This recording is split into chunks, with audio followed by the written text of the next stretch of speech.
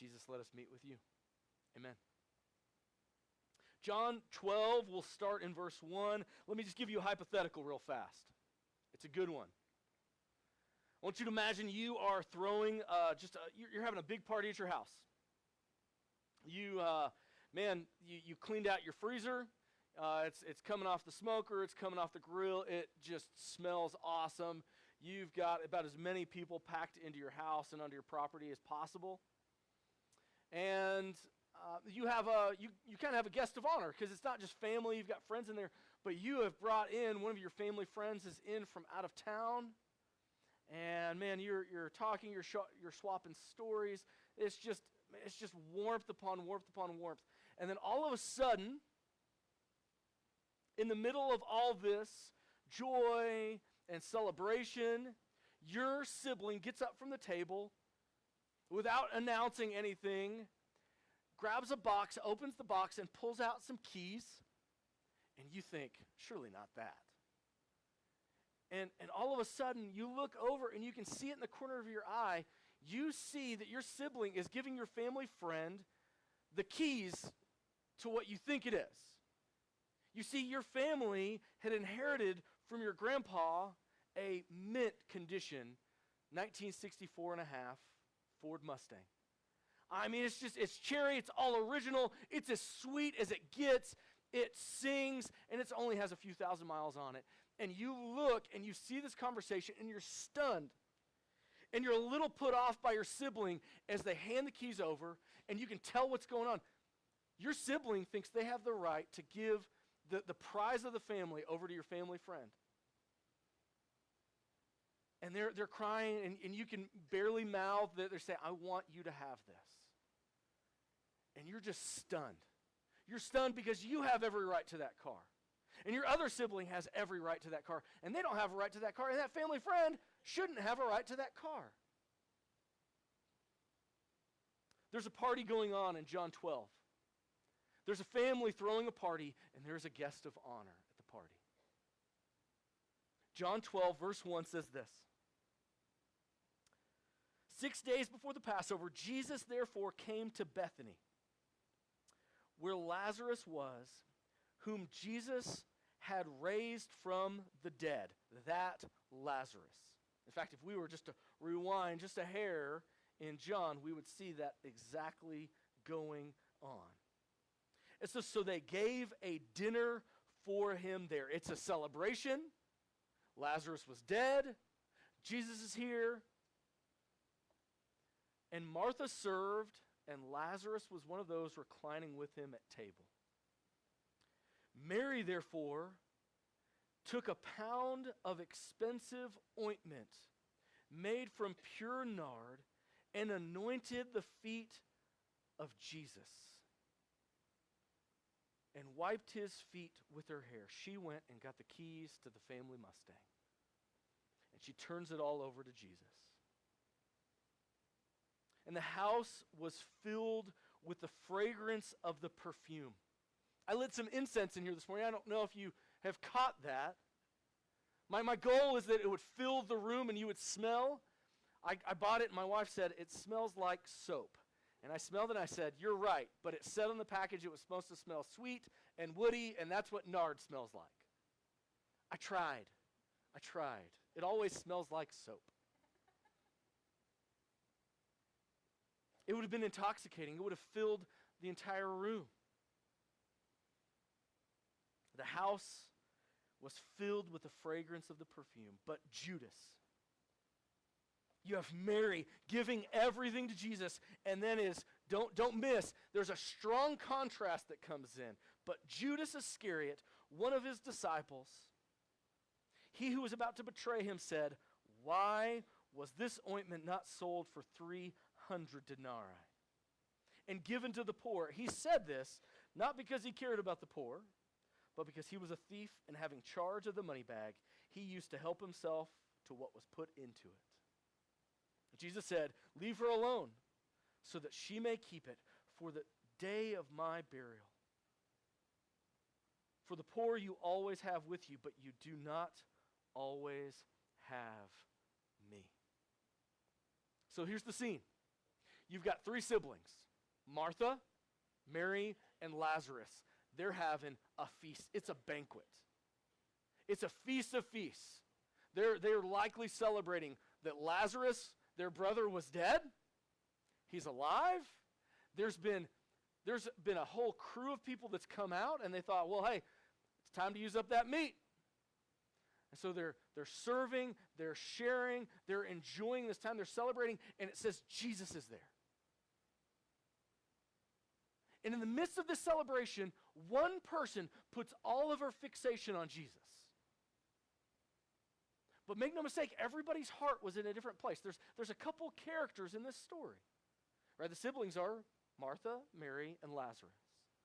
Martha is busy doing what she's always doing. Serving. Serving.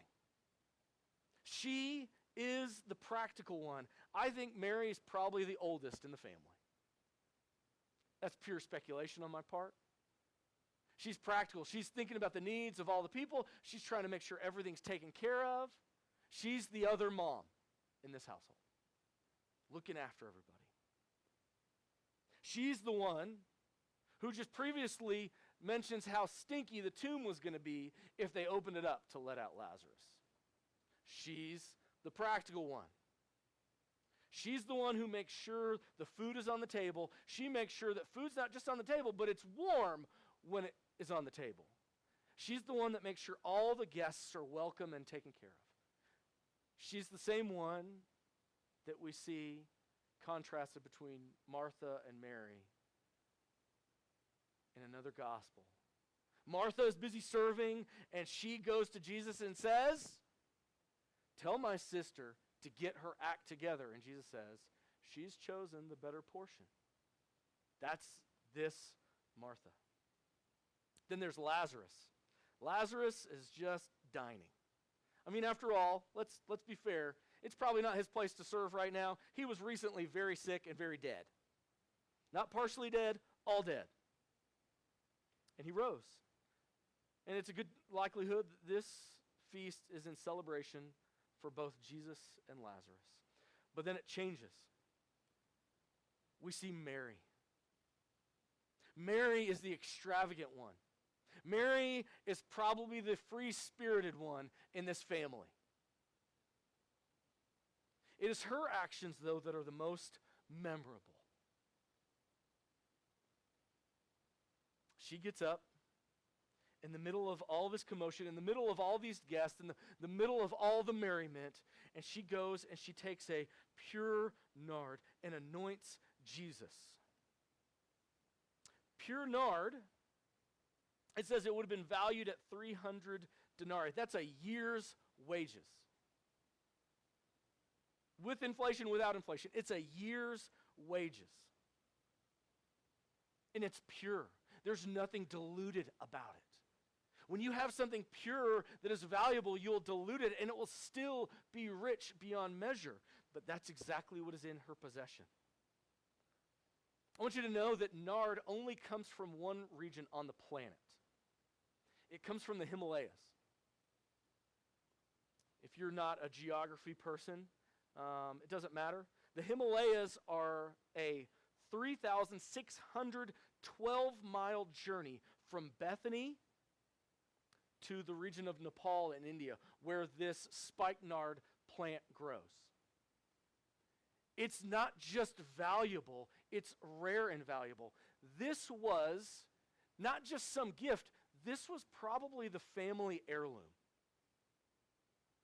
It was probably even thought that, hey, if something ever happens, our jobs go south, the economy goes bad, we've got that flask of nard. We can always portion it out and cash it in. Not anymore, they can't. It's the most valuable thing they have, not just in the house, but in their family. To put it into perspective, you would have to travel from Washington to Maine to make the trek from Bethany to the Himalayas. And you still would have to add a couple hundred miles. Now, granted, it probably would have been traveled by ship and traveled through traders. And what happens when Mary does this? Does everybody stop and gasp. They're witnessing with their eyes. They're taking it in with their nose. They know what's happening. They know the value of it. Everybody there knows the value of it, especially the swindler in the room.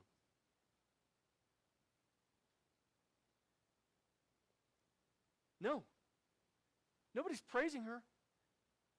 Everybody's scolding her. Everybody's thinking, what is wrong with you, Mary? There's no taking this back. It's believed this was in an alabaster flask, and to open it, you have to break the flask itself. It's not you pop off a cork and you put it back on. You don't put it in Tupperware when you're done. You open it, and it's it. You've spent it. And she decides to spend it all on Jesus. And what do? They chew her out. In the Gospel of Mark, it says they scold her. And it's not just Judas. It's a crew of people that scolds her. Likely even her siblings, her practical sister. So there's the value of this, but I also want you to see the humility of this. The humility of this action. She would have taken her hair out. It wouldn't have been normal at all for a woman to be out in public with her hair down. She has to take her hair, she has to let it out. And as though using a washcloth, she uses her hair.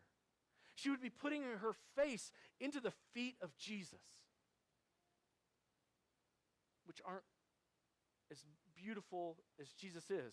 He still just had normal, stinky feet.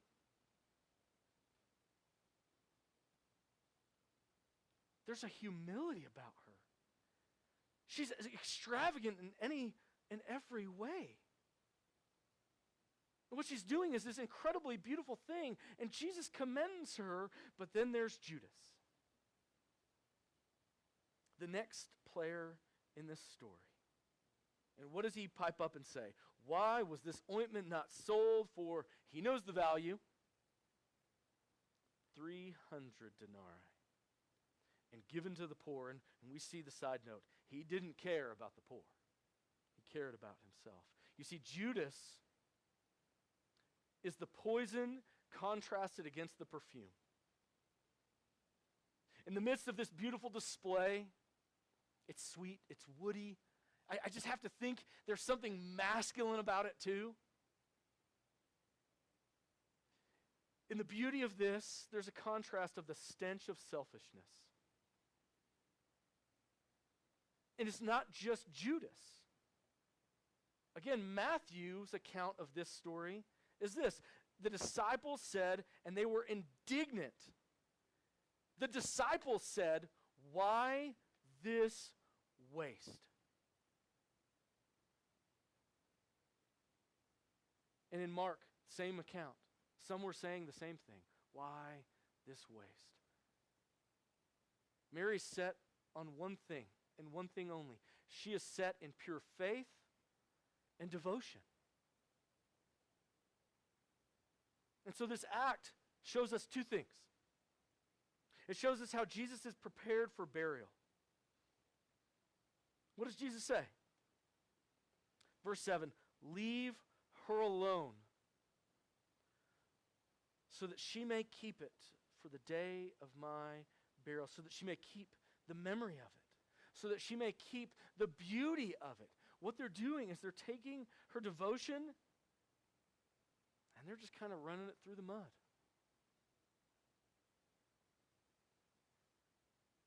Jesus is being prepared for burial. There's coming this fragrance of Jesus. You see, Jesus is going to die. And it's both brutal and beautiful all at the same time. Think about this. As Jesus is being whipped, the fragrance of nard is on him. As Jesus is being mocked and spit on, the smell of Jesus is intoxicating. As Jesus is carrying the cross, as he goes by the crowd, every person would have come in and gasped and they said, "What's that?" You see, Jesus has this fragrance about him. It is the fragrance of both life and death. It's the fragrance of bad news and good news. As Jesus was betrayed by Judas, how is Judas betraying him? He goes up and he kisses him. And you know what Judas smells? He has to drink every bit of that fragrance in. And he's remembering his words. He's remembering following Jesus. He's witnessing the betrayal because he is the betrayer. And there's beauty all mixed in, and it's messy, and it doesn't make sense, and it's hard. You see, within the gospel, there is two sides of the gospel. There's the brutality of the gospel, and there's the beauty of the gospel. There's the bad news of the gospel, and there's the good news. The bad news is that we are sinners. Our sin deserves death. It's brutal. It should be humbling, but it often isn't. But then there's good news. The good news is Jesus died in our stead. And so it is both brutal and beautiful. And so in the midst of this beauty and betrayal, what do we see? We see the gospel. Jesus is pointing us again to the gospel. And he keeps saying it over and over. I'm going to the cross. I'm going to die, and the third day I'm going to rise again. People like Peter say, that's not going to happen. Jesus says, get behind me, Satan. You do not have the things of God in mind. Jesus is prepared for burial, but then the other thing that's happening, and this is really where I want us to just sit. Jesus is prized above everything else.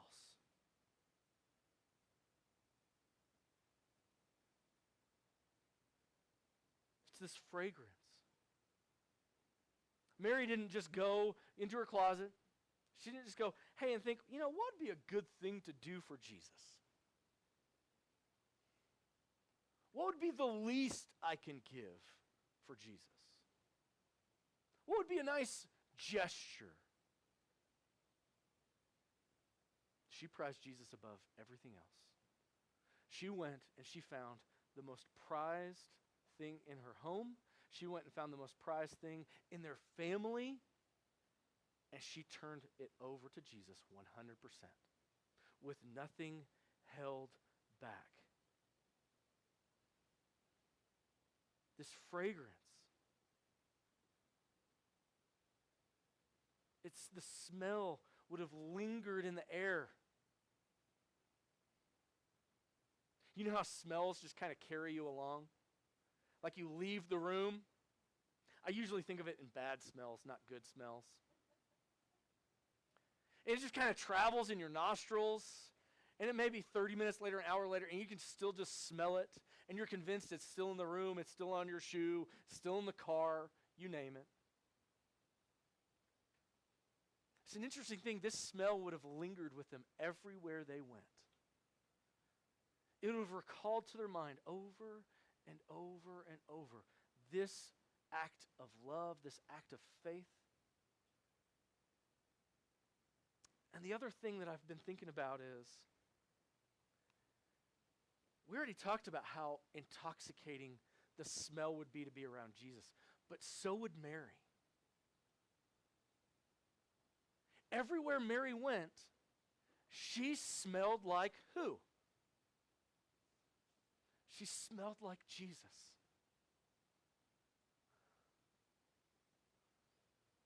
And you may not have known it at first if you weren't in the party, if you weren't at the feast. But make no mistake, if one walked past and then the other walked past, they would have said, they smell the same. They smell the same. You see, a beautiful thing happens when we prize Jesus this way. We start smelling like him. And people will do what? They identify us with Jesus. But when we hold back, when we give just enough, or we give a trinket, or we think, well, I'm devoted, but it has no action, it has no smell, it has no real merit behind it, and it certainly doesn't have any faith behind it. People don't smell Jesus. They don't even sense Jesus. They don't even see Jesus. They just see you. Isn't that what we want?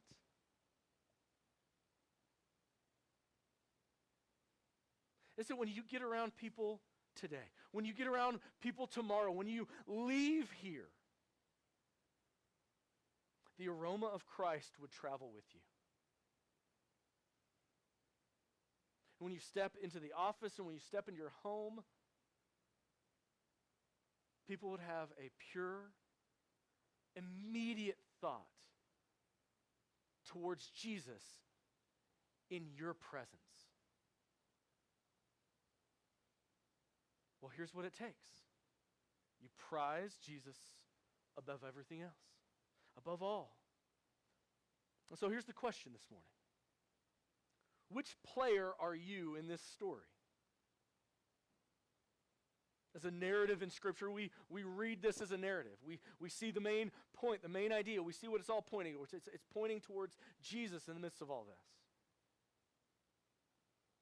And as a good story always does, we see the setting, we see the plot, but we also see all the characters. And as we look at the characters, we see the roles that they're all playing. So which character are you? Are you Martha? Always practically serving to make others happy? If Martha would have had a shirt or a badge, it would have said hospitality coordinator. Man, that's a pretty good thing, right? I like hospitality coordinators. They make me feel welcome. They look after people. They're very helpful. They're also very busy.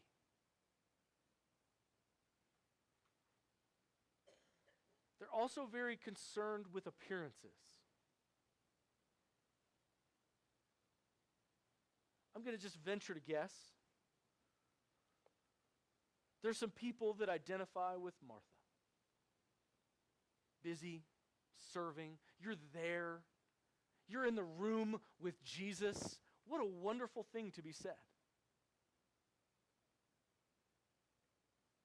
But sometimes so busy and so filled with service that you forget why it is that you're doing this. You go from guest to guest, making sure they're taken care of, and you forget this party was thrown because of Jesus.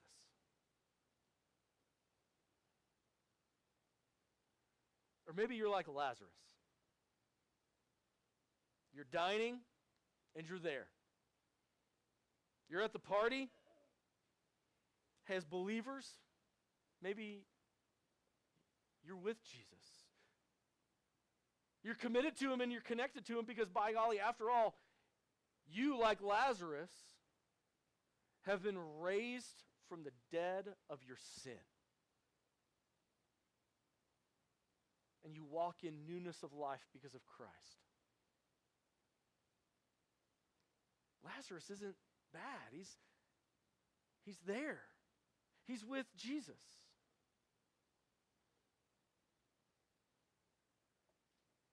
Or maybe you're the Judas of this story. Not in terms of the betrayer, but maybe when it comes to actions of sacrifice. Maybe you're quick to judge. You're quick to make rash judgments towards other people's devotion and love. And you only look at it through your lens.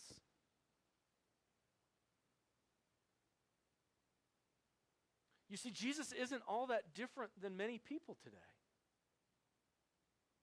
It's very easy to treat Jesus as a commodity. That's exactly what Jesus was to Judas. He was a commodity. He was a commodity for greater personal gain in every way. because the disciples weren't immune to floating around from group to group to look for power. And Jesus called them to humility and service.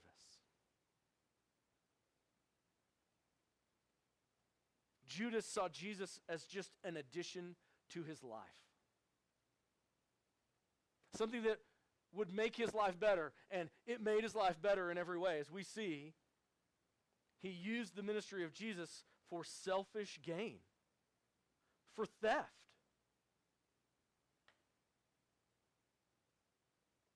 The other thing that's so alarming about Judas, though,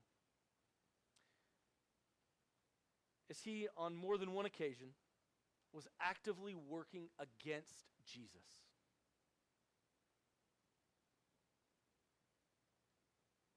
He's actively working against the pure devotion here. We see that the betrayal is about to happen.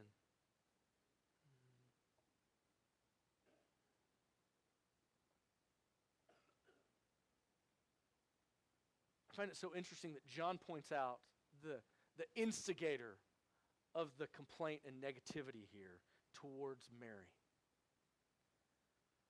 And Matthew and Mark just say there was a group of people that chimed in.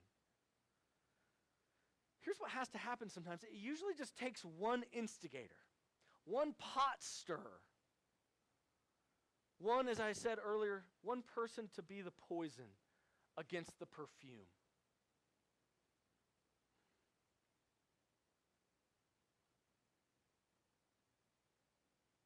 How do you see Jesus? But then there's Mary. Mary, the free spirit. Mary, the one who Martha would have probably called lazy behind her back. Mary, who wants Jesus. This isn't the first time that she's been scolded for just giving all of her time and attention to Jesus. And it probably wasn't the last either.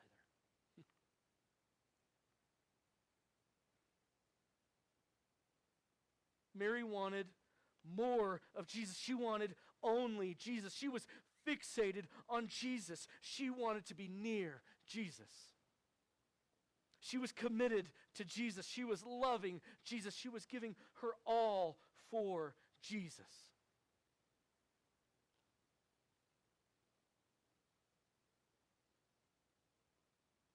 And I want you to understand one more thing here. Anything you give to Jesus is never wasted. It's not necessarily right out of this text because it's coming from Matthew and Mark's accounts of this. But remember, it's the disciples, they stepped in and they said, "Why this waste?" What a horrible thing to say. Somebody gave something to Jesus and the rest of the church said, "How wasteful."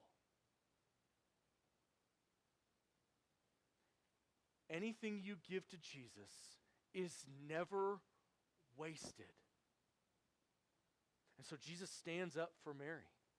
He commends Mary in the other Gospels, saying, wherever the gospel goes, she's going to be commended for this act. So what do you give to Jesus? Give your time. Give your talent. You give your treasure. Give your words. You give your thoughts. You give your obedience. None of it is ever wasted.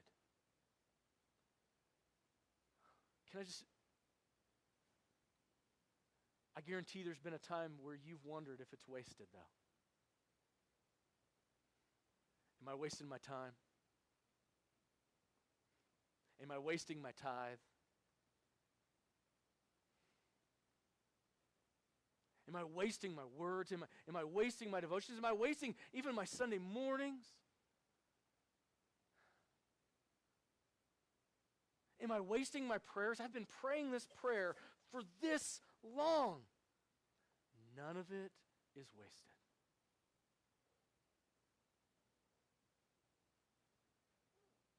And you may read this and thought, I've never given anything so extravagant to Jesus.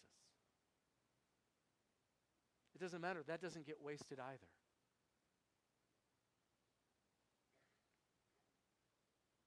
It's this beautiful, aromatic thing anytime we give of anything to Jesus.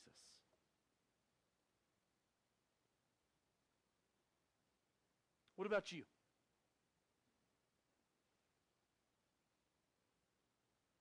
We came here this morning, and this is my prayer. This is my prayer right now. This is my prayer over the next few weeks. We all came here wanting something.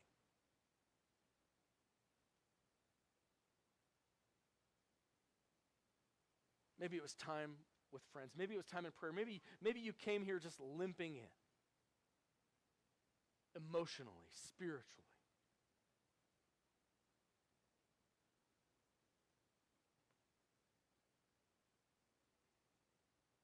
The prayer should really be this simple. It should be exactly what Mary wanted. I just want to be more near to Jesus. I want to be more devoted to Jesus. I want to give more to Jesus. I want Jesus. Just if I can just be with Jesus. So what does she do? She leaves the party. And she fixates everything solely on him. Here we are at church. Even as we gather at church, sometimes Jesus isn't our fixation. Maybe it's to fill in the blanks. Maybe it's to check the box off. Hey, I came to church. Hey, I dropped in an offering. Hey, I did this. Hey, I served in Sunday school. Hey, I taught in a class. And Jesus might have been mentioned, but maybe it wasn't your devotion. Maybe it wasn't your allegiance. Maybe it wasn't what you were prizing the most.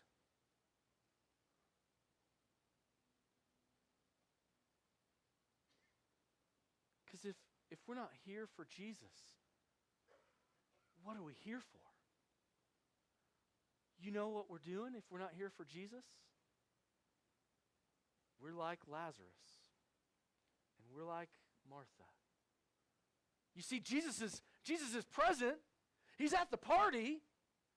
But we've just got other things that we have to do too.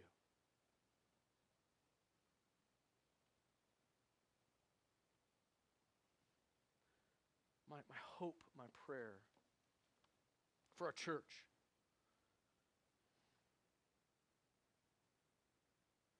is that we would lay whatever we need to lay aside. Personal preference. Like Martha, the appearances of what are people going to think? How can I make people happy?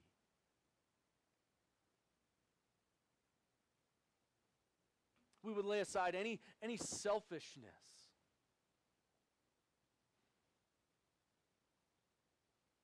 And God would cultivate in us a greater, pure, holy, loving devotion that has never been seen before. And I understand there are examples of those things. In our past, we meet where a chicken coop used to be.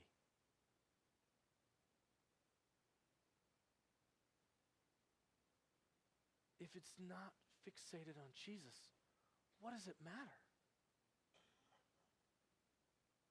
And so as we come into this time, I really want to do this a little bit differently. I want to call our attention in our seat, just in prayer